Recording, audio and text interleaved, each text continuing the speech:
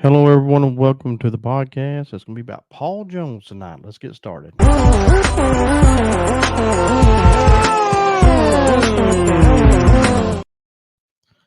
Okay, Paul Jones had an army back in the 1980s. Paul Jones in the NWA wrestling, he had an army. So we're going to go back just a little ways and talk about Paul Jones back in the 70s. So 70s, Paul Jones was a fan favorite at one time. He was teamed up with Ricky the Dragon Steamboat. They were tag team champions. I believe they were world tag team champions once and mid Atlantic tag team champions two or three times.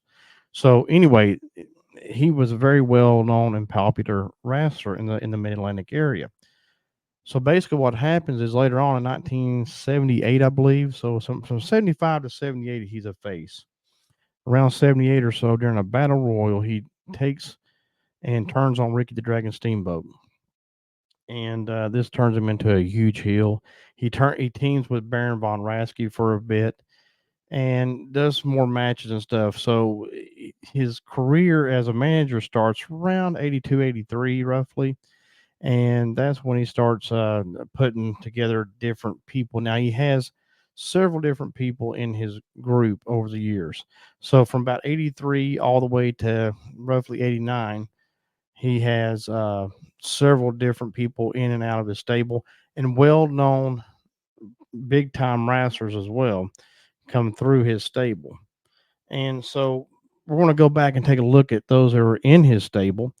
And what we're going to do is we're going to talk about each and every one of them a little bit and a little bit of how they got to be a part of Paul Jones's army. So in his time as Paul Jones has an army, he has several different people in there, as I was saying. The Zambui Express, and I do have pictures of some of the people who was in his stable. We'll take a look at. He had the Zambui Express. He had the Mass Assassins 1 and 2. A lot of people didn't maybe not know this, but Mass Assassin number 2 was actually Hercules Hernandez. So that was kind of interesting when I found that out. So a lot of this predates me watching wrestling when I was a kid. So I started watching around 85, 86. But he just has a who's who in there. And his biggest battle is with the Boogie Woogie Man Jimmy Valiant for the most part. He does have a skirmish with the Road Warriors at one point in time and the Rock and Roll Express, but we'll get into that a little bit later. But his biggest battles was with the Boogie Woogie Man Jimmy Valiant and all of his buddies. So the street people and people that's what he called them, street people. And it would be like the Raging Bull, Manny Fernandez, Dusty Rhodes would be a part of that. And it'd be on and on. And in this time, he gets different people to help him out. And people like the assassins. Later on, Mask Assassin number 1, he turns on Paul Jones and leaves him because he's tired of Paul Jones's, bull crap. And it ends up being that he becomes a face. In his time period too, though, he also has superstar Billy Graham in his entourage as well, which is one of the most well-known wrestlers out there at this time. Superstar is towards the end of his career at that time. But anyway, so let's take a look. Right here is a picture of him, and that's the Barbarian. And right there to his right, the superstar Billy Graham. And so again, a who's who of different people that goes through his stable. He has other people like Shaska Watley, Baron von Raschke, T. Joe Khan, um, and this is like the earlier part. And like I said, the Zambu Express and others. So this is very early on. I don't have pictures of all of them, but I do have one here of there's a Chaska Watley to his right, and Barbarian and Baron von Raschke, a part of his stable as well. And Baron von Raschke leaves his stable eventually and goes and becomes a face and has a big feud with him in 1986. Paul Jones, there's another picture of Paul. I always thought Paul Jones was really cool. I really liked Paul Jones, even though he was a heel. But I did like. I think he was just funny. He just seemed to be funny, and I think that's pretty much why I liked him so well. So as time goes on, and with the Boogie Woogie Man, Jimmy Valiant, these people go in and through his stable to help him out. There's a dog collar match between Paul Jones and Boogie Woogie Man. There's hair versus hair. Um, there's just all kinds of stuff going on there. Just big hatred between those two, Paul Jones and the Boogie Woogie Man. But as you go forward a little bit in time and take a look at some of the people that's with him, so once these guys start moving out, once you start seeing less of Pez Watley, and of course Baron von Raschke's gone, the Assassin's been gone for a bit, the Zambu Express has been gone for a bit, uh, T.J. Khan is gone. Uh, just everybody starts leaving, and you know how people back in the day would just leave the area and territories.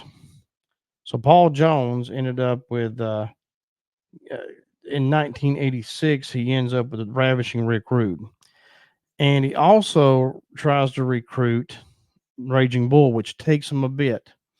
He offers a Raging Bull some money, and during a match that Paul Jones has, he has the money. He offers this money to Raging Bull, who turns on the Boogie Woogie Man, Jimmy Valiant. Now, this is in 1986. This picture you're seeing here is just right after Starrcade when Paul Jones challenged the Rock and Roll Express for the World Tag Team titles. It was on Saturday night, NWA World Championship Wrestling Saturday night, and they become the World Tag Team Champions. And it's kind of unlikely that they would ever become a World Tag Team Champion because they've, I think, maybe one or two tag matches before that, and that's all they've had. And at this point in time, the Raging Bull is still fairly new to Paul Jones's army. So, but they become the World Tag Team Champions. And this runs all the way up until early 1987. So from around December of 86 to, I want to say it was like May or so.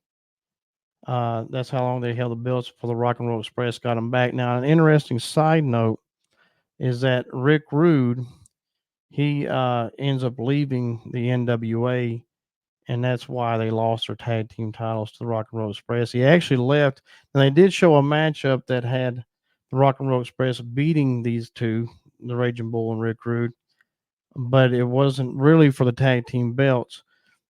If you go back and look at the history, you'll find it was actually Ivan Koloff in the place of Rick Rude. They said Rick Rude was injured. It stated that he had been injured for a bit. He actually had left and went to go to work for the WWF. So they lose the tag team belts with Ivan Koloff and Raging Bull to the Rock and Roll Express. They kayfabed it being the fact it was Rick Rude and Raging Bull. It's a little confusing. If you don't know the history of that, it's very confusing. So at this time, he has Ivan Koloff now in his stable. And with Ivan Koloff, he has Vladimir Pietrov. And the Raging Bull is starting to fade out at this time. He's starting to go. He's no longer going to be a part of the NWA very soon after this tag team title loss. And so it ends up being Paul Jones now has Ivan Koloff and Vladimir Pietrov for a bit. And Vladimir, I'm not really sure how long Vladimir sticks around. It's not very long. So Ivan is still around. It wouldn't be until later on in 1988 when you would see Paul Jones kind of resurface with a new tag team. And it was the Powers of Pain, the Warlord and the Barbarian.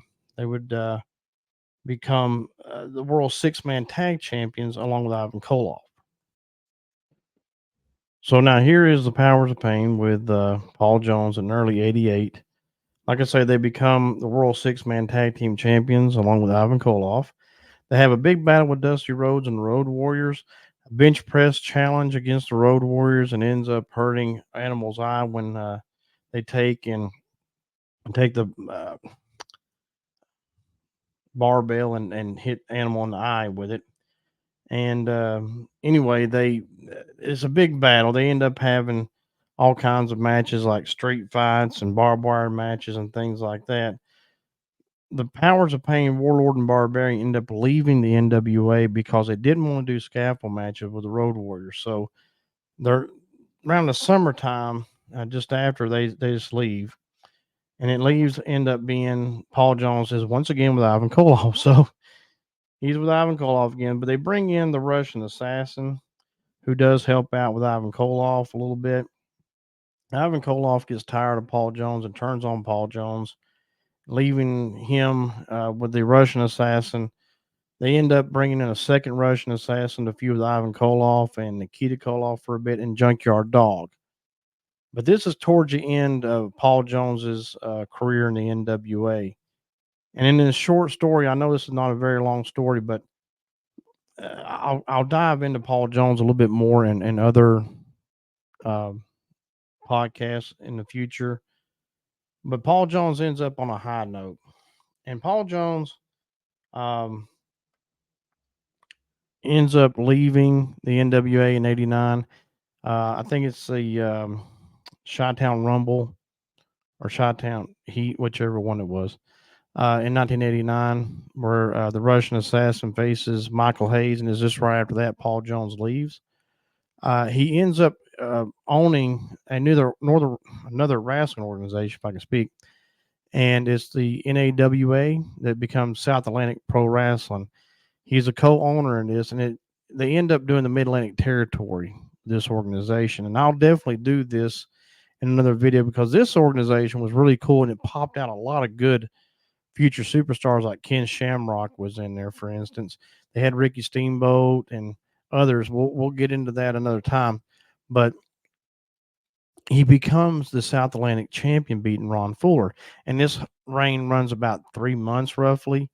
And Paul Jones' career ends on a high note. He's a fan favorite and becomes a champion, and then retires after he loses the belt. So I hope you enjoyed this short little story about Paul Jones and his army. I know it's not very long. I'm trying to do some short stories. So let me know what you think about these short stories. We'll do long ones. We'll do some live streams soon. Got some special guests that's going to be a part of it. Until next time, God bless. Love y'all. See you soon.